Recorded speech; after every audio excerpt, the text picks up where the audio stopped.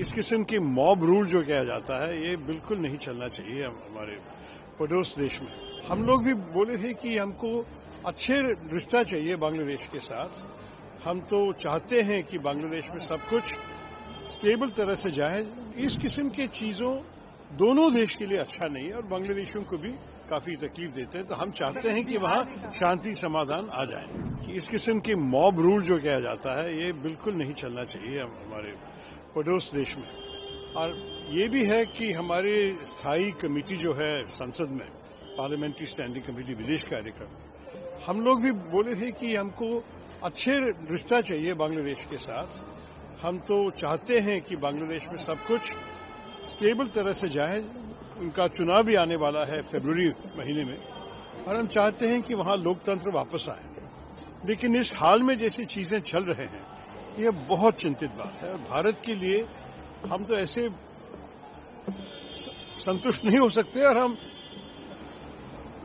हम उनसे संपर्क लेकर सरकार से कहना चाहेंगे कि इस किस्म की चीजें नहीं होना चाहिए। एक उदाहरण आपको दे दूं तो बांग्लादेश के लोग चाहते थे कि वीजा ज्यादा मिल जाए भारत को आने के लिए। सब लोग आना चाहते हैं या मेडिकल अपॉइंटमेंट्स के लिए या लोगों से मिलने के लिए, शॉपिंग करने के लिए, जो भी है।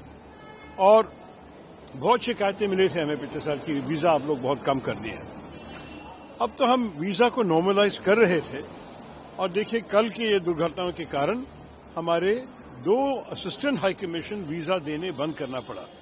तो इस किस्म की चीजों दोनों देश के लिए अच्छा नहीं है और बांग्लादेशियों को भी काफी तकलीफ देते हैं। तो हम चाहते हैं कि वहाँ शांति समाधान आ जाए। सर, बिहार के मुख्यमंत्री नीतीश कुमार ने सर एक मुस्लिम महिला का हिसाब खींचा है। देखिए उस विषय पे हम सब जानते हैं।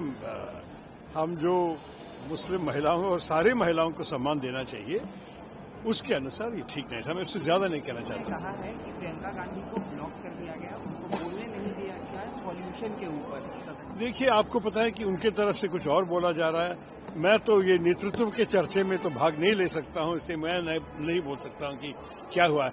मैं खुद ये वायु के पोल्यूशन के बारे में बोलना चाहता था क्योंकि मैं 10 साल से अभी दिल्ली में एक राउंड टेबल चला रहा हूं वायु पोल्यूशन के बारे में।